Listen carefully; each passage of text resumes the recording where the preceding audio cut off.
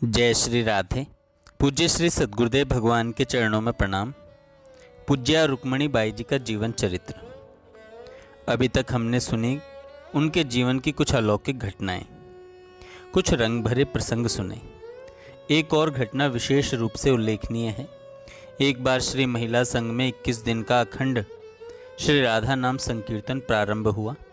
कीर्तन में एक दो नहीं, झुंड के झुंड स्त्रियां और लड़कियां भाग लिया करती थीं और मिलकर कीर्तन करती थीं। उस समुदाय में मंजू नाम की भी एक लड़की थी। वह 7 वर्ष की थी। वह रात्रि के समय कीर्तन कर रही थी। प्रायः रात्रि के समय कीर्तन करने वाली स्त्रियों और लड़कियों की संख्या दिन की अपेक्षा अधिक रहा करती थी। सभी स्वर से स्वर मिलाकर जोर जोर से कीर्तन करती थीं। कीर्तन में झांझ, घंटा, घड़ताल, करताल और वाद्यों का भी उपयोग होता था। उस राधा नाम संकीर्तन में कीर्तन करते करते वह बालिका मंजू नाम में उन्मत्त हो उठी। वह भावाविष्ट हो गई और उसके मुख से कीर्तन की ध्वनि अनवरत निकल रही थी। उसके पांव नृत्य मुद्रा में थिरक रहे थे।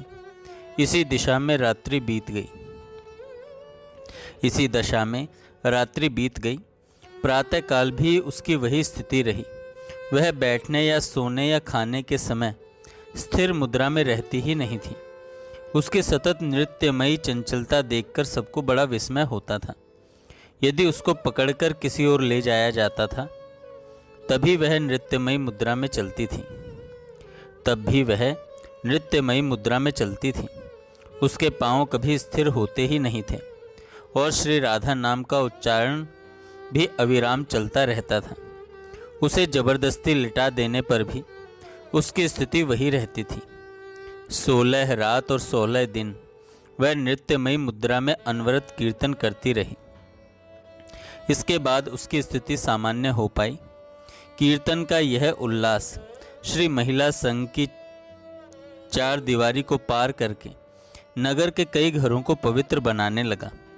नगर में जहाँ भी श्री राधा नाम संकीर्तन होता, बाई वहाँ पहुँच ही जाती। वे स्वयं कीर्तन करती, कीर्तन का नेतृत्व भी करती और उल्लास में नृत्य करने लगती। सभी के मन में यह स्पृहा बनी रहती कि यदि हमारे घर कीर्तन होगा तो बाई अवश्य आएंगी। इस सात्विक स्पृहा का परिणाम यह होता कि वह बहन कीर्तन का कार्यक्रम बनाकर बाई को सूचना देती कि आज मेरे यहाँ 24 घंटे का अखंड कीर्तन है। पर कार्यक्रम संपन्न होते न होते दूसरा निमंत्रण आ जाता। अब निमंत्रण पर निमंत्रण आने लगे। कोई निमंत्रण 1 दिवसीय, कोई 2 दिवसीय, कोई 3 दिवसीय और कोई 7 दिवसीय होता था। नगर में कीर्तन की धूम मच गई। श्री महिला संघ में तो जब तब दिन या रात कीर्तन ध्वनि गूंजित होती ही रहती थी। परंतु अब नगर के अनेक घर श्री राधा नाम की परम पावनी संकीर्तन ध्वनि से गूंजित होने लगे। नगर में राधा नाम संकीर्तन की सरिता बह चली। कोई कोई बहन अपने घर या आंगन को विविध प्रकार से सजाती। आंगन में अल्पना, द्वार पर बंधनवार, मंदिर में फूलमाला आदि की छवि बहुत मनमोहनी होती।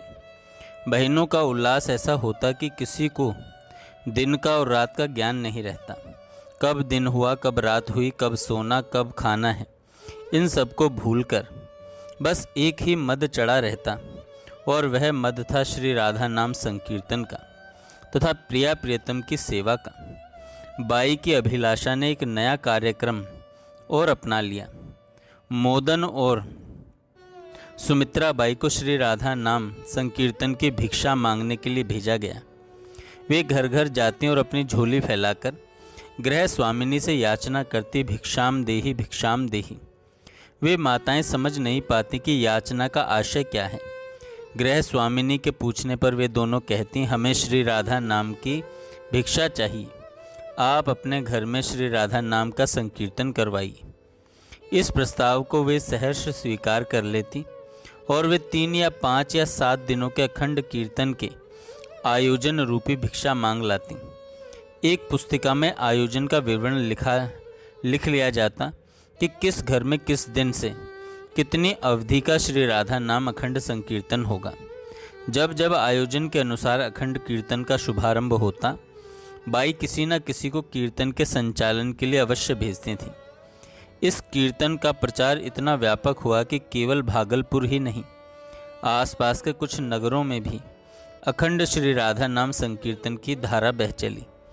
जहाँ जहाँ संकीर्तन होता वहाँ वहाँ हृदय स्पर्शी सात्विकता व्याप्त रहती। आइए अब सुनते हैं विरह आकुल अंतर। संकीर्तन में नाम अमृत का जो सतत पान हुआ, गाए गए पदों में वर्णित लीलाओं का जो सुखद श्रवण हुआ और जीवन में समय समय पर जो दिव्य अनुभूतियां हुई, उन सब ने बाई के जीवन की धारा को प्रभावित तो किया ही, परंतु सबसे अधिक प्रभावित किया श्री भाई जी की भक्ति भावपूर्ण पद रचनाओं ने। श्री भाई जी का एक पद है, एक लालसा मन मह धारो, बंसी बट कालिंदी तट, नट नागर नित्य निहारो, मुरली तान मनोहर सुनि सुनि तन सुधि सकल बिसारो, पल पल निरखि झलक अंग अंगनी, पुलकित तन मन वारो, रीझऊँ श्याम मनाई गाई, गुन गुंज माल गर डारो, परमानंद भूल जग सगरो, श्याम ही श्याम पुकारो। इन पदों में जिन भावों की अभिव्यक्ति है, वे मात्र अभिव्यक्ति न होकर श्री भाई जी का वास्तविक जीवन रहा है। इस जीवन को बाई ने अपनी आंखों से देखा और वह जीवन बाई के लिए प्राप्तव्य आदर्श बन गया। श्री भाई जी के एक पद को बाई बार बार गाया करती थी। वह पद है, प्रियतम से मिलने को जिसके प्राण कर उठे हाहाकार, गिना नहीं उसने पथ की दूरी को भय को किसी प्रकार, विकल चल पड़ी वह निर्भय हो बीहड़ बन में बिना विचार, दुख कष्ट बन गए सभी पथ के पाथे सुखद आहार, नहीं ताकती किसी और वह नहीं किसी से भी डरती, नहीं प्रलोभन में पड़ती वह नहीं चाह कुछ भी करती, पद पद पर पल पल प्रियतम की प्रिय सुधि में आहें भरती, चली जा रही अटल लक्ष्य पर वह जग में जीवित मरती। अधुना बाई कीर्तन में भाग तो लेती थीं, विभिन्न उत्सवों में सम्मिलित भी होती थीं, समय समय पर परिस्थिति अनुसार परामर्श भी देती थीं, परंतु अब बाई के प्रेम आतुर मन की भीतरी मांग कुछ और ही हो गई थी। पुनरावृत्ति दोष तो होगा ही, पुनरावृत्ति दोष तो होगा, परंतु इस दोष को सहन करते हुए फिर से कहा जा सकता है कि बाई की भीतरी मांग थी, परमानंद भूल जग सगरो, श्याम ही श्याम पुकारो। दिन प्रतिदिन बाई की एकांत प्रियता बढ़ती जा रही थी। श्री महिला संघ के अपने कमरे में बैठकर कपाट बंद कर लेती और प्रियतम श्री कृष्ण को आर्त स्वर से पुकारने लगती। जब वेदना बहुत बढ़ जाती तो वे पत्र लिखने बैठ जाती। प्रीति पगी बाई के द्वारा प्रियतम श्री कृष्ण के नाम जो पत्र लिखे गए हैं, उनकी संख्या बहुत है। इन पत्रों को पढ़ने से एक बात स्पष्ट दिखलाई देती है कि यद्यपि ये पत्र बाई के द्वारा ही कमरे के एकांत में लिखे गए हैं, किंतु पत्र के अंत में लेखिकाओं के नाम भिन्न भिन्न हैं। नामों का भिन्न भिन्न होना ही प्रमाणित कर रहा है कि बाई के दिव्य कलेवर में भिन्न भिन्न समय पर भिन्न भिन्न सखियों का, मंजरियों का आवेश होता था और उनसे भावित होकर वे प्रियतम श्री कृष्ण को पत्र लिखा करती थीं।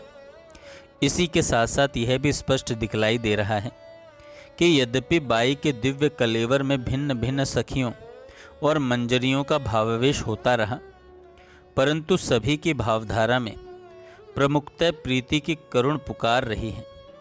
प्रियतम का दर्शन और उनसे संभाषण कब होगा, यही उनकी पुकार का विषय रहा। पत्रों को लिखने का क्रम कई वर्षों तक चलता रहा। कमरे का एकांत अंतर के भावों को उद्दीपित कर देता था और आंसुओं की सरिता में बहते बहते वे यमुना तट स्थित निकुंज द्वार पर पहुंच जाती थीं। भले बाई तन से श्री महिला संघ के कमरे में हों, परंतु वे मन से अपने प्रियतम प्रेम आराध्य श्री कृष्ण के समीप थीं। इन पत्रों में प्रिय मिलन की आकांक्षा बड़ी तीव्र है। विरह व्यथिता बाई रह रहकर प्रियतम को उनके मधुर स्वभाव की स्मृति दिलाती हैं। कभी अपनी प्रिय सखी का सहारा लेती हैं, जिससे विरह ताप कुछ शमित हो। अंत में विरह व्यथिता बाई प्रेमास्पद श्री कृष्ण के चरणों पर अपना सर्वस्व समर्पित करती हुई श्री भाई जी के शब्दों में बोल पड़ती हैं। श्री भाई जी के शब्दों में बोल पड़ती हैं कि सौंप दिए मन प्राण तुम्ही को, सौंप दिए ममताभिमान, जब जैसे जी चाहे बरतो अपनी वस्तु सर्वथा जान, सौंप दिए मन प्राण तुम्ही को, मत सकुचाओ मन की करते, सोचो नहीं दूसरी बात, मेरा कुछ भी रहा न अब तो, तुमको सब कुछ पूरा ज्ञात, मान अमान दुख सुख से अब मेरा रहा न कुछ संबंध, तुम ही एक कैवल्य मोक्ष हो, तुम ही केवल मेरे बंध। उपयुक्त पंक्तियों वाला यह पद श्री भाई जी द्वारा रचित है, किंतु इन पंक्तियों का मूर्तिमान स्वरूप था बाई का जीवन। एक दिन पत्र लिखने में व्यस्त बाई को झकझोरती हुई नर्मदा बाई ने कहा, क्यों स्वर्ग आश्रम नहीं चलना है क्या?